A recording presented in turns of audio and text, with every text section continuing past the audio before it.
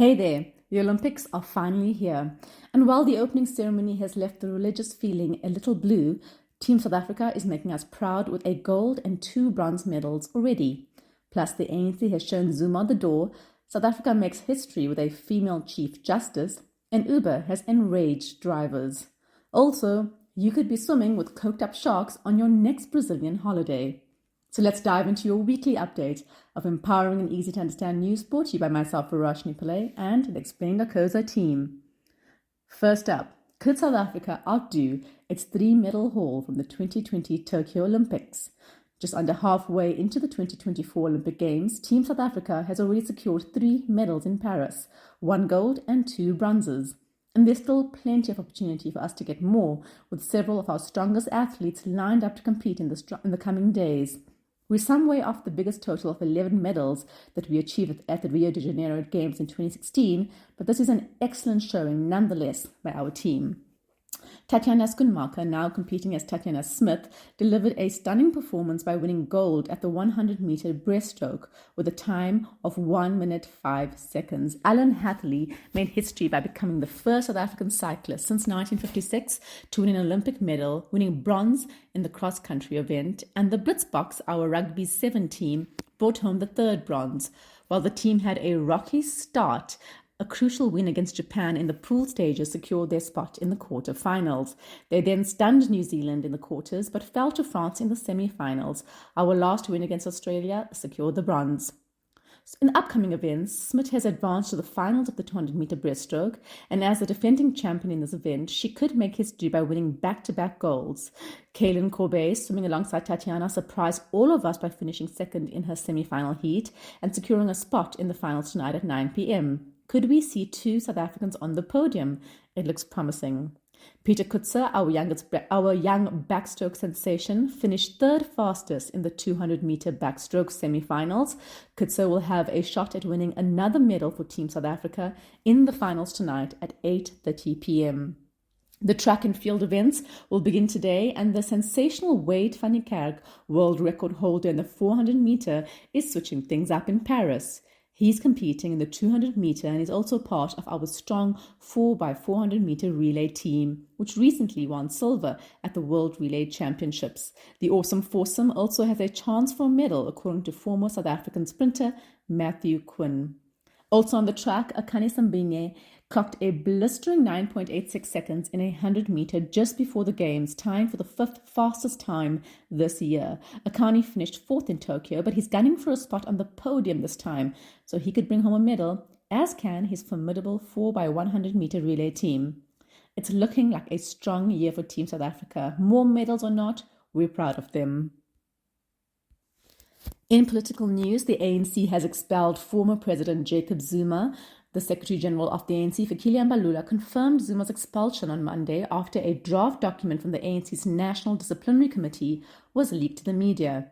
Zuma has been found guilty of prejudicing the integrity of the ANC, his crime campaigning for the rival Mkhonto Wesizwe party during the 29 May general elections. Zuma now has 21 days to appeal the decision. The disciplinary proceedings, however, were far from smooth. In true Zuma fashion, he refused to attend the virtual disciplinary hearing, insisting on being physically present, perhaps forgetting that even in politics, sometimes you just have to hit the join meeting button. Now Zuma's defense team is up in arms about the fairness of the process. MK's spokesperson has also questioned why the decision was leaked before the MK party was informed. If you're confused as to why a political party is angry that their leader has been ousted from another party, same. Let's hope the ANC follows the process to a T, because Zuma's team will find anything to complain about. Maybe that's why they've taken so long to oust Zuma, after the party he formed took nearly 15 percentage points at the poll, while the ANC lost 17 points. In related news, ANC MP Zizi Kodwa resigned from Parliament last Thursday. We reported first how happy we were when he resigned as Sport, Arts and Culture Minister in June after his arrest and court appearance on charges of receiving bribes amounting to 1.6 million rand. Then we told you how disappointed we were when the ANC quietly tried to make him an MP. Thankfully, the ANC's step-aside rule, which requires leaders to resign from any public and party positions if they're criminally charged, has prevailed. It looks like the ANC is on a mission to clean house. At this rate, they might start charging rent for the many empty seats. On to some judiciary news. Come Spring Day, South Africa will celebrate a historic moment, the first day in office for our first female justice, Judge Mandisa Maya. We reported on some of her key judgments and trailblazing ways back in 2022 when the Judicial Services Commission, the JSC, the body that interviews judges, endorsed her to become the Deputy Chief Justice. Before that, she served as the first woman president of the Supreme Court of Appeal, our second highest court. Her path towards the very top job kicked into high gear earlier this year when the JSC recommended that Maya succeed Chief Justice Raymond Zondo as the next Constitutional Court Chief Justice, head of South Africa's entire judiciary. Zondo's term ends on 31st August 2024. The next step was for President Cyril Ramaphosa to implement the recommendation and appoint her, which he has now done, finalizing the entire process. The president has previously made his preference for Maya clear, so everyone is nicely aligned. The appointment marks a significant step towards gender representation in leadership roles in South African courts. Maya joins a long list of African women who have served as chief justices in their respective countries. This includes one who had an impressive journey as a Superior Court judge across 3 Commonwealth countries, Mabel Agyemang. She made history in 2013 as the first woman Chief Justice of the Gambia. However, her tenure was cut short in 2014 due to termination by then-President Yahya Jammeh while she was pushing for judicial reforms. She returned to Ghana and served as a Justice of the Ghana Court of Appeals until 2020 when she was appointed Chief Justice of the Turks and Caicos Islands.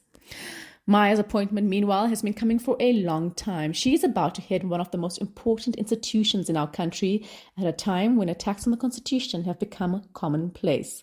Good luck, Madam Chief Justice.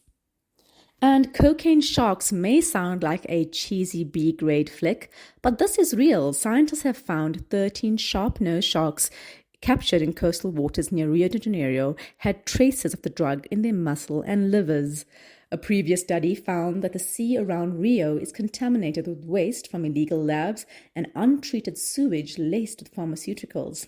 This is like the tragic story of Cocaine Bear, who sometime in 1985, of course it was the 80s, found and ingested cocaine in the forests of Georgia in the US. A medical examiner found that the 200-pound bear had died of acute cocaine intoxication after eating about 3 to 4 grams of cocaine. And unlike the 2023 comedy horror of the same name, there's no indication that the cocaine bear went on a rampage. But there are animals out there that, like us, use drugs recreationally, cats and catnip, and we know why Amarula uses elephants in its advertising. Here are a few more. In 2019, swarms of parrots attacked poppy farms in the Madhya Pradesh state in India to feed their opium addiction. While stoned, the birds experienced disoriented flying. They crashed into objects, and the withdrawal effects killed some of them. Looks like Polly wanted to be a crackhead.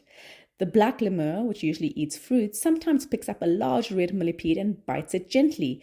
The bug then releases toxins the lemurs use as mosquito repellent and a quick fix to get totes wasted. Magic mushrooms may be the reason Rudolph has a red nose. Reindeer in the Nordic countries love eating a psychedelic mushroom, Amanita muscaria, commonly known as fly agaric. They then act drunkenly, running about aimlessly and making strange noises. Sounds a lot like you and your friends back at university. We're here for the recreationally high animals, but not the ones at risk because of humans. Let's hope we can protect other sharks going forward. In some e-hailing news, Uber in South Africa quietly introduced a new rule that has angered drivers on the e-hailing platform. Only vehicles from 2021 or newer can be registered and used. According to the platform, this is a 2-year-old policy designed to enhance safety and ensure high-quality services for both drivers and passengers. The rule would be the strictest in the world, with other countries generally being allowed to operate much older cars. In Nigeria, for example, vehicles from 2000 are allowed to operate as Ubers. Uber has said that this age limit only applies to new platform drivers. Existing drivers do not need to replace their vehicles every 3 years. Still, drivers are angry.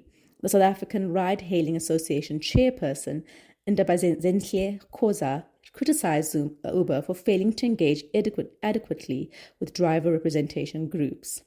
We continue to reject this requirement given the high cost of these cars and the low rate set by Uber, he said.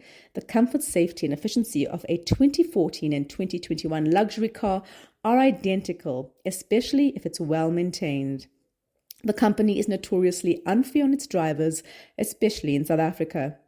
An investigation by the Washington Post in 2022, based on leaked documents, noted Uber created working conditions in South Africa it knew would result in many drivers barely scraping by.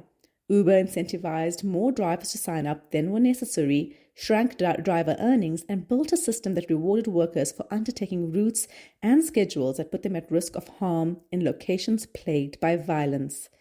Meanwhile, Uber's Fair Work score, used to gauge how platforms treat gig workers, has consistently decreased over the years, with the platform getting a 0 in 2023. Yikes.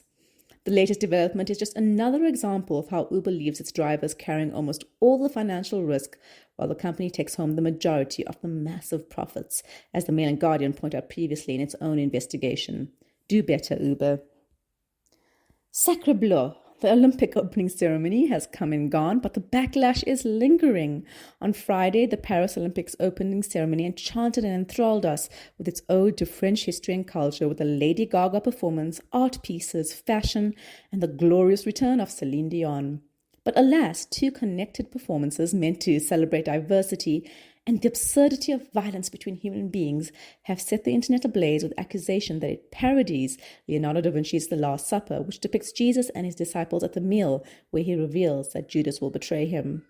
The tableau featured queer DJ Barbara Butch wearing a crown which seemed to be a halo, sitting in the middle of a long table flanked by other members of the LGBTQIA community. The Catholic Church in France and Christians across the globe, including the religious right in America, Trump's people, have called the opening ceremony a range of things, including demonic and a mockery of Christianity. But Thomas Jolly, the artistic director behind the opening ceremony, said the scene had not been inspired by the Last Supper and rather depicted a pagan feast linked to the gods of Olympus. Seems pretty spot on in terms of the theme to us. Still, Olympic organizers have apologized to the Christian community and removed the video from its YouTube channel. Other bits and bobs that upset many can be easily explained. A mostly naked blue dancer surrounded by fruit was a reference to the Greek god Dionysus, or Bacchus in Latin, who was depicted as blue in some art. A knight on a white metal horse was not, in fact, one of the horsemen of the apocalypse, but rather a horsewoman representing the Sequana, the spirit of the river Seine. Maybe the performance was just a celebration of everything that makes the French, French. As Paris 24 spokesperson told a press conference, the opening ceremony tried to celebrate community tolerance. We believe this ambition was achieved. If people have taken any offense, we are really sorry. South Africa is making waves on the global stage again. UNESCO has added 2 new multi-location sites to its prestigious World Heritage List, bringing the total number of sites in South Africa to 12, including the already recognized Robben Island and the cradle of humankind. Italy currently has the most sites in the world at 59. Here are the new additions. The Human Rights, Liberation and Reconciliation, Nelson Mandela Legacy Sites, the collection of 14 locations spread across 4 provinces and 7 municipalities, encapsulates the heart and soul of the South African liberation struggle. It includes the iconic Union buildings in Pretoria, Constitution Hill, Sharpeville, the University of Fort Hare, Lilies Leaf Farm, Walter Sisulu Square, and the streets of Orlando West, honoring 16th June 1976. The second site honors the emergence of modern human behavior. It's the Pleistocene occupation sites of South Africa. In this one, we dial the clock way back. The Pleistocene occupation sites, which include 3 locations, Diepkloof Rock Shelter, Pinnacle Fort, and Sibudu Caves, offer a window into the dawn of modern human behavior. These sites in the Western Cape and KwaZulu-Natal have yielded incredible insights into our ancestors' cognitive evolution, dating back over 100,000 years. Getting a site recognized as a UNESCO World Heritage Site is no small feat. It starts with a country submission, which is then evaluated by various international advisory bodies. Finally, the World Heritage Committee, composed of representatives from 21 countries, makes the final decision. The new sites are not just about adding more dots to the map. The Nelson Mandela Legacy Sites serve as a poignant reminder of our journey towards equality and justice, while the Pleistocene site highlight our role in the story of human evolution. In practical terms, this means more tourism, jobs, and opportunities to educate the world about our incredible history and heritage. Finally, your entertainment roundup. It's been a tumultuous few weeks in Mzansi Wood. Can we make this a thing? Let's jump in and see what's what. Local rapper and self-proclaimed North God, Deleuze, suffered a stroke on his 39th birthday last week Friday, his family revealed. The statement said that the singer of All Eyes on Me, real name Leslie Mampe Jr., had been hospitalized and was stable, but his family's alleged plea for donations for his medical care has annoyed fans who say the family is rich. Mampe is known for throwing annual invite-only white dress code parties, and critics asked why his family did not sell his expensive clothes and cars to fit the bill. Meanwhile, the xenophobic attacks on Chidima Vanessa Onwe Adechina, a finalist in the next Miss South Africa pageant, continue unabated. Adechina was born in South Africa. Her father is from Nigeria and her mother is Mozambican but grew up in Soweto like Adechina. On Monday, Minister of Sports, Arts and Culture, Gayton McKenzie, tweeted that we truly cannot have Nigerians competing in our Miss South Africa competition, adding that he was still investigating the matter, but said it gave funny vibes. This is disappointing but unsurprising, considering McKenzie's party, the Patriotic Alliance, is famously anti-immigrant. Meanwhile, the EFF deserves props for being one of the few parties that takes a stand against xenophobia. Finally, singer Chedi Mhlolo, Singer Tsedi Mhlolo left the iconic Afro pop group Malaika in 2021 to focus on business and a solo career. But she now regrets giving former bandmate Bongani Chang permission to find her replacement. She's less than impressed with the person he chose as her replacement. She said, "I keep getting tagged by fans and posts on social media telling me that they saw me perform at a gig, but that wasn't me. Some even tell me how badly I performed, and this is tarnishing my brand." Sounds like a terrible problem. And Chang is fighting back, saying that he has tried to get Mholo back, but she tried to call her back, but she has declined his call. The drama. That's it from us at The Wrap, an award-winning product of Explained at Koza. Simple news summaries for busy people. The Wrap is sponsored by Explain's agency division. We specialize in content marketing for purpose-driven organizations, often with a pan-African reach. Mail info@explain.koza for a quote. Remember to share the love. Sign up at explain.koza/subscribe and tell your friends to check it out too. Till next time, goodbye from the team.